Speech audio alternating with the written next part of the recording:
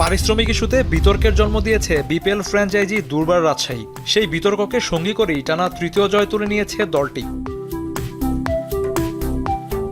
Low scoring ম্যাচে লক্ষ্য তাড়া করতে নেমে শুরুতে 22 রানের মধ্যে 4 উইকেট হারিয়ে চাপে পড়ে তাসকিনের দল। তবে আকবর আলিয়ার আগের ম্যাচ বয়কট করা বার্ল চাপ সামাল দেন।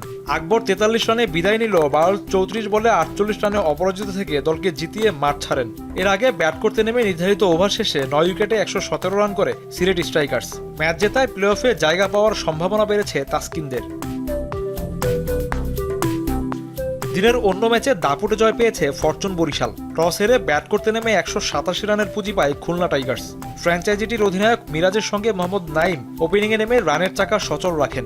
যদিও দলীয় 47 রানে বিদায় নেন মিরাজ, তার আগে 18 বলে 29 রানের ইনিংস খেলেন এই অলরাউন্ডার। মিরাজ আউট হলেও 50 হাঁকান নাইম। 27 বলে 51 রান করে ফাহিম আশরাফকে উইকেট দেন তিনি।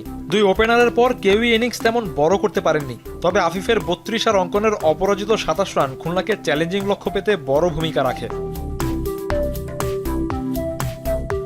লক্ষ্য তাড়া করতে নেমে শুরুটা তেমন ভালো না হলেও দ্বিতীয় উইকেট জুটিতে জয়ের ভিত গড়ে ফরচুন বরিশাল। তামিম মালানের 91 রানের পার্টনারশিপ বাকি ব্যাটারদের জন্য কাজ সহজ করে দেয়। তামিম 27 রানে ফিরলেও অর্ধশতকের দেখা পেয়েছেন মালান। 63 রান করে ইংলিশ ব্যাটার বিদায় নিল মুশফিক, রিয়াদ, ফাহিম আশরাফরা বাকি কাজটা সেরে আসেন। তাদের ব্যাটিং ধারাবাহিকতায় 5 বল হাতে রেখে জয়ের বন্দরে পৌঁছে যায় বরিশাল।